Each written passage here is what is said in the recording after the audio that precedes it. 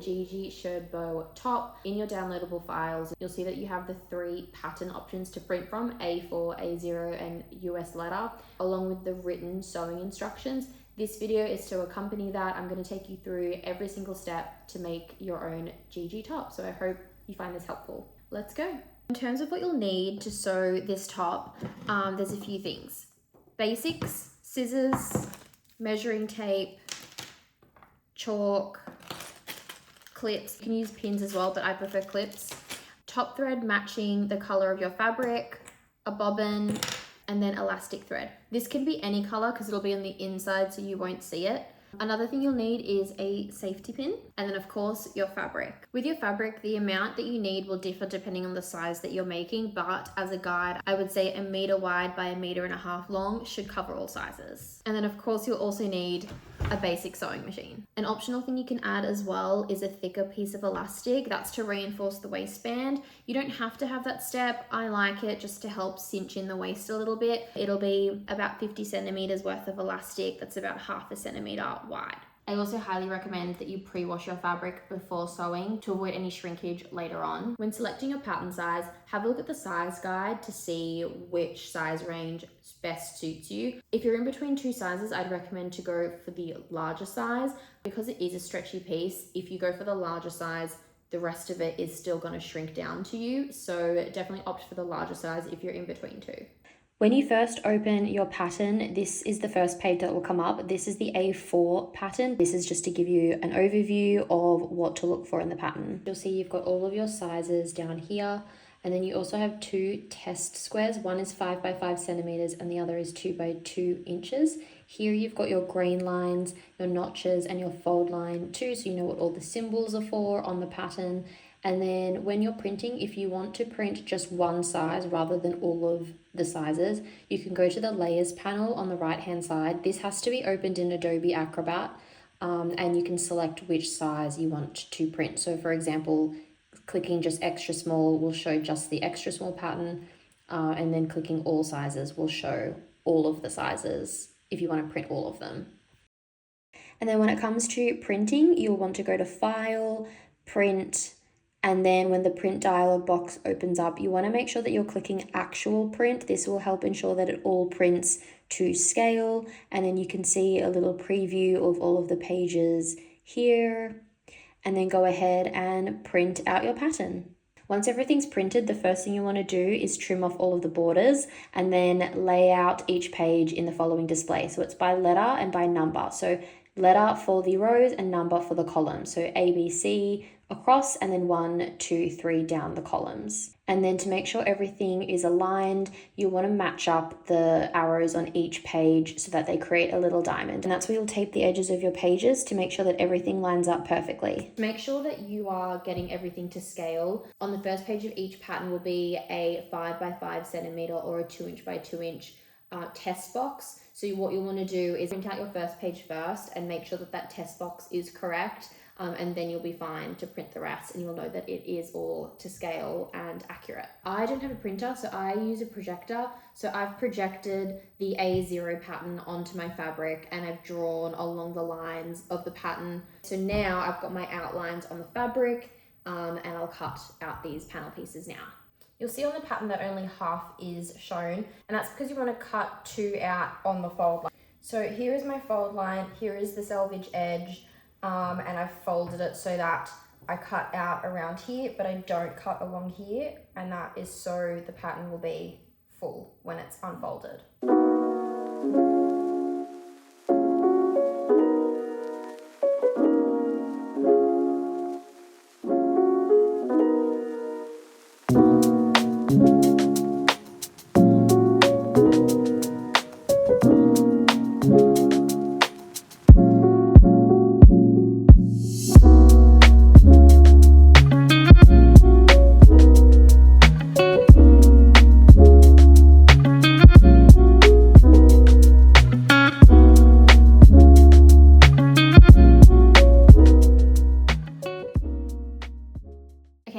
Patterns are cut out, we can mark up the shirring intervals. I'm going to mark up a 1 centimeter channel every 2.5 centimeters. So to start marking our channel lines to create the shirring, with your front panel piece right side facing up, we're going to mark the edges so that we know where to sew the channels. So from the corner of your top, we want to start about, you want to start about 1.5 centimeters down. It's really up to you, but I'm going to mark my first line here. And then from there, we want to create 1 centimeter channels every 2.5 centimeters. So if that's my first channel, I'm going to mark 1 centimeter here, and that's a 1 centimeter channel. And then I'm going to mark 2.5 centimeters, which is here, and then create another 1 centimeter channel, 2.5 centimeters again, and then 1 centimeter from there. And that'll give me 1 centimeter channels all the way down my panel. And you want to do this until you're about 10 centimeters away from the bottom edge, or when you have about 12 rows. Anywhere between 11 and 14 channels is great, but whatever gets you closest to 10 centimeters at your end. You want to mark this up on both ends of your fabric as well. So one thing you can do to make sure that it is even is to fold it in half. Fold it in half, and then the top edge, fold it slightly back so that you can see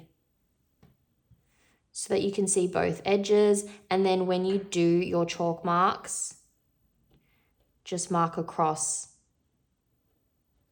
both sides of the fabric.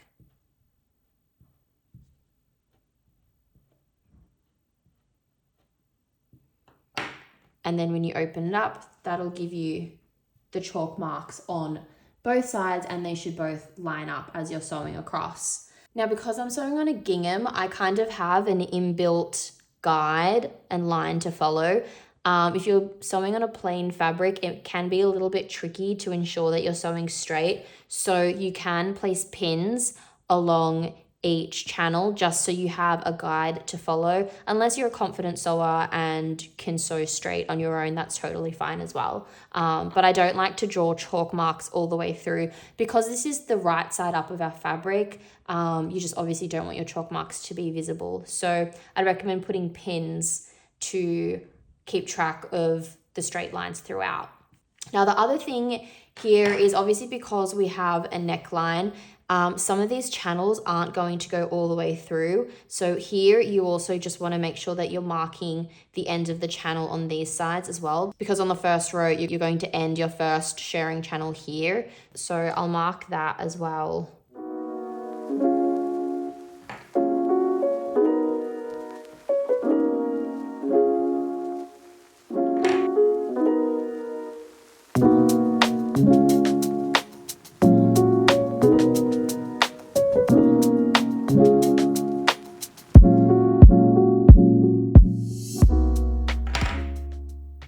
Using a ruler or something straight, you can measure across to make sure that that first channel from the shoulder to the neckline is going to be straight and even as well.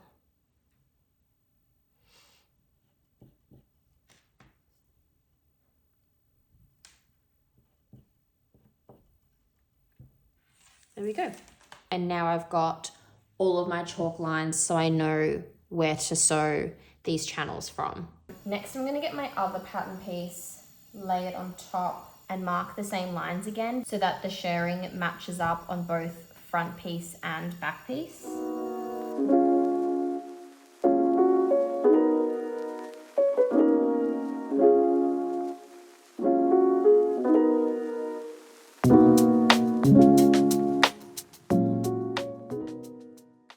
Next, we're going to set up our sewing machine so that it's ready to sew the shirring. So in terms of sewing machine settings, we want to do a straight stitch and keep our tension at 4. And then we want to put our shirring elastic onto our bobbin. Now this part is really important. We want to hand wind the bobbin. This will ensure that our tension is kept even as we sew.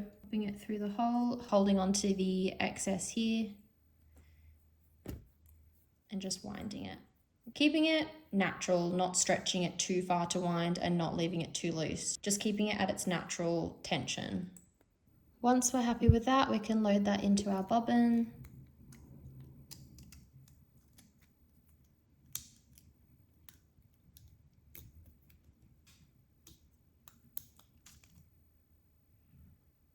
And load that into your sewing machine as you normally would. I'm going to load my top thread.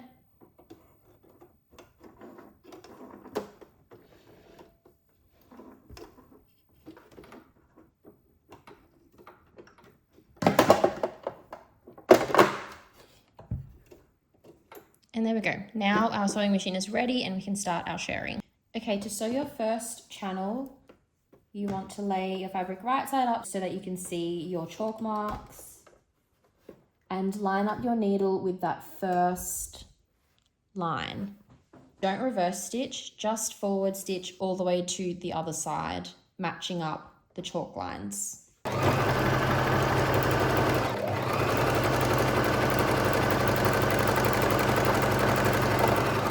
As you can see, we're coming up to our first chalk line, so slowly stitch onto that.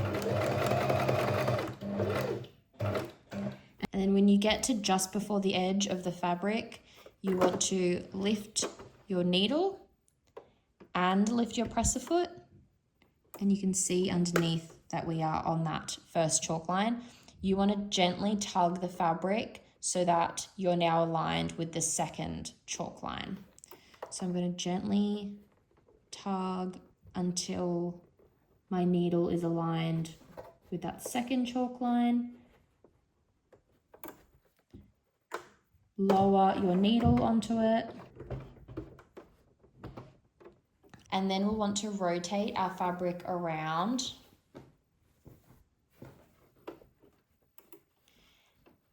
Pull to keep everything taut. Lower your presser foot. And then using that first stitch as a guide, we'll sew straight stitch back parallel to that first line, lining up with the chalk mark again to create our first channel.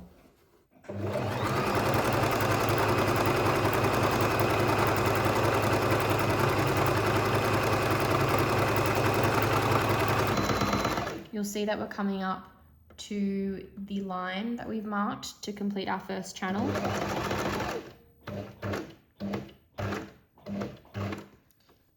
When that's done, lift your presser foot and needle, pull everything aside, gently cut everything off. Again, don't reverse stitch to seal. What we want to do instead is tie both elastic threads into a knot so that they're secure and they don't slip outside of those stitches. Now they won't come undone. And that's how you create your first channel. That's what the right side up will look like, and then the inside should look like this. So now you can keep going with the rest of your channels. Okay, you can see now that both panels are done. Because all the shirring's been done, it does make the panels really skinny and like curl over, but this is what it should look like. Now the next step will be to hem the necklines on both panels. What we want to do first is, with the wrong side facing up, we want to fold the neckline in just once by about 1 centimeter. Pull everything a little bit taut and then pin into place.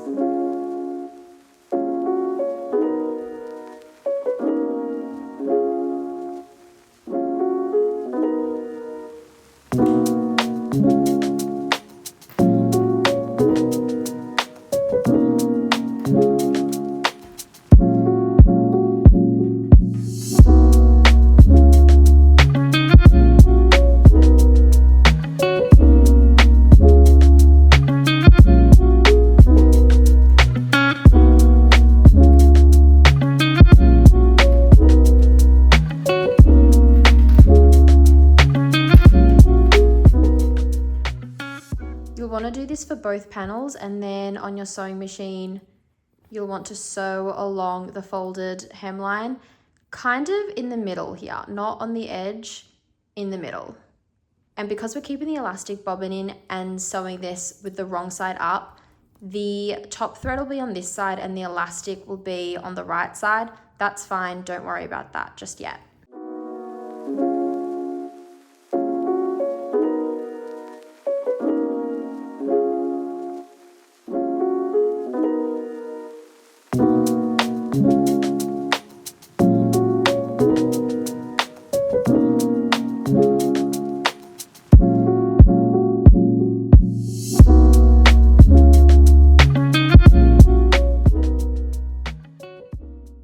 This is what the inside of the neckline will look like when that's done. It'll look a little bit messy, but that's okay. Don't worry about that just yet. And then that's what the right side up will look like. As I mentioned, the elastic is showing up on the outside. That's okay because we're going to fold it over again. The reason we did this was to make sure that the neckline was elasticated. So you want to do this on both your front panel and your back panel. And once you've done that, we're going to hem this again properly. But first you want to take out your elastic bobbin and put in a bobbin that matches your top thread. With the wrong side up, we're going to fold the neckline down again and sew along the fold so that it ends up being a double folded hem.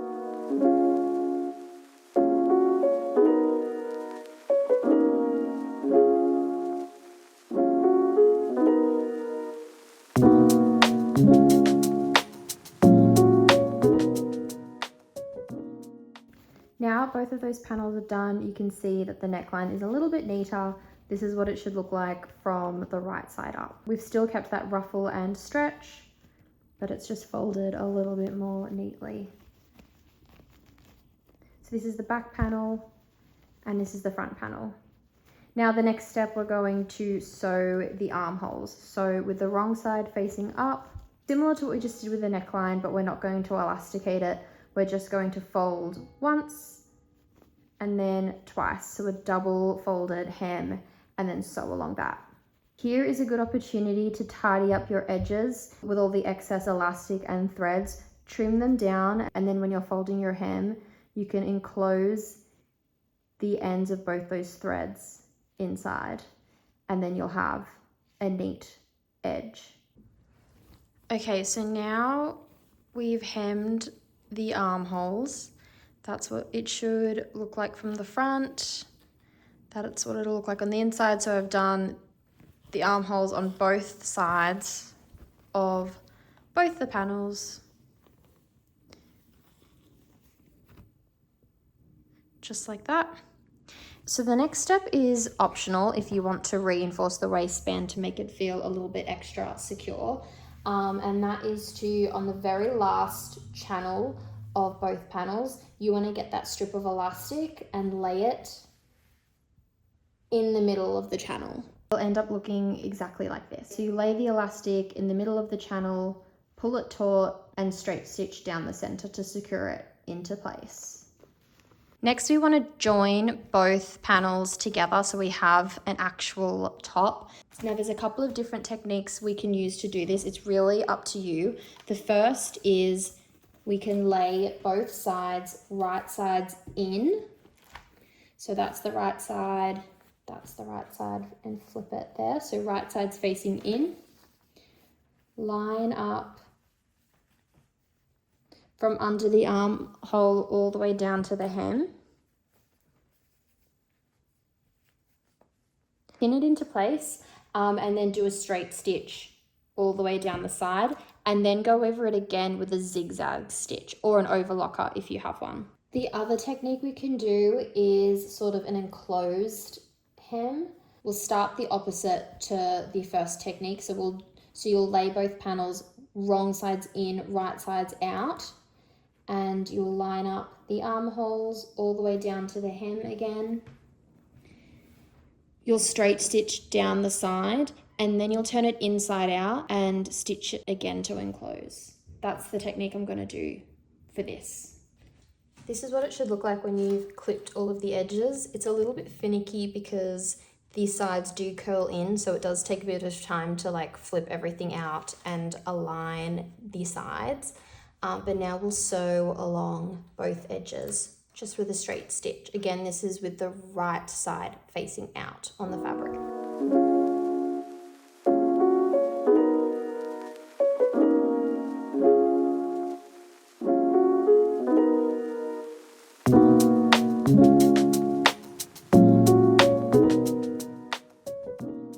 Now that both of the edges are sewed together, it's still got the raw edge on the side, and this is the right side up. So now we're going to flip inside out,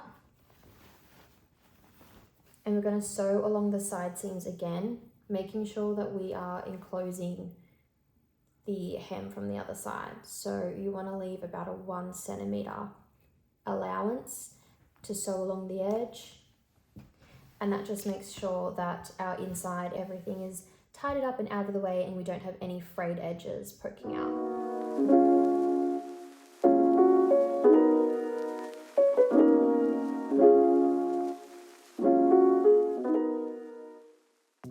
And you'll see that the sides are nice and tidy and clean.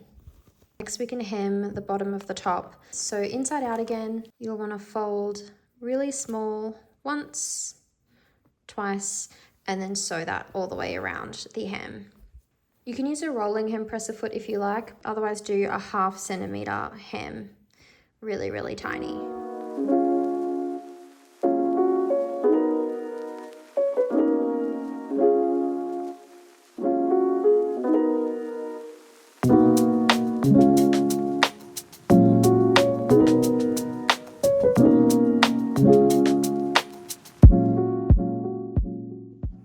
Now we can create the shoulder channels for the straps to go through. So with the top inside out, grab one shoulder piece and fold it twice with about a 1 centimeter allowance. That's what the shoulder will look like with everything clipped into place. As you sew, you want to pull everything nice and taut. Now we've done our shoulder channels on each of the panels. 1, 2, 3, 4. Now the shoulders aren't attached in this pattern. They sit separate like that. So now we're going to do the shoulder straps to thread through. So with those 4 long ties that we cut, we are going to turn this into a strap. The first thing we'll do is fold it in half with the wrong side facing out, and we'll sew along the short edge here on both that edge and the other edge. So both short edges, you want to fold it right side's facing in, wrong side's facing out, and sew along the short edge.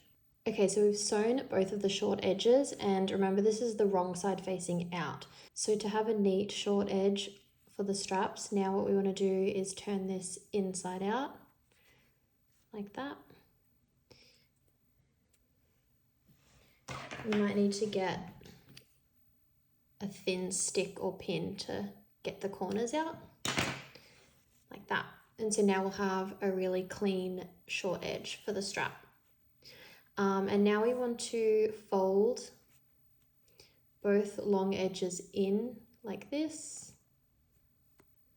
And you can iron this into place if you want this to be nice and secure. But basically we'll do that, and then we are going to fold it in on itself again, like that. And that's how we're going to do our straps. So I'm going to pin that into place, and I'm going to work that fold all throughout the length of the straps. I'm going to tuck in this top corner too.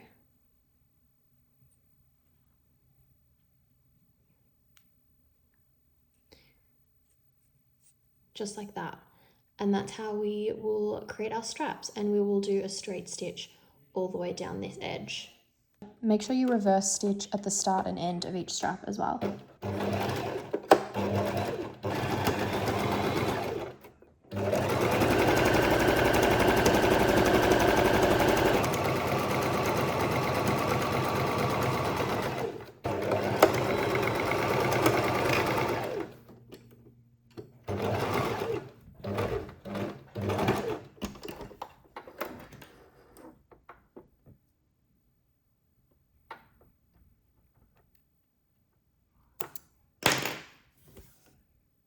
and that will give us our shoulder straps. So with that technique, we want to make 4 straps. Okay, we are so close to being done. All we need to do now is thread the straps through the shoulder channels that we created. So grabbing one strap and your safety pin, you want to thread the safety pin through the end of the strap, like that, and then through the channel of one of the shoulders. Thread the safety pin and the strap through.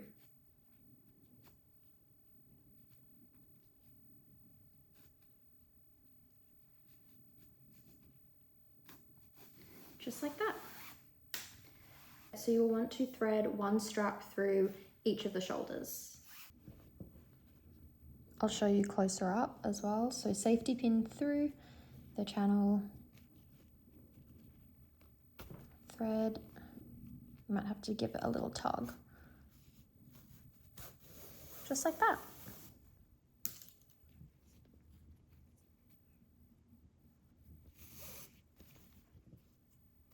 So these 2 bows will go together, and then these 2 bows will tie together. And then that's your top finished. So let's go try her on. Here's what the top looks like on once you've tied the bows together.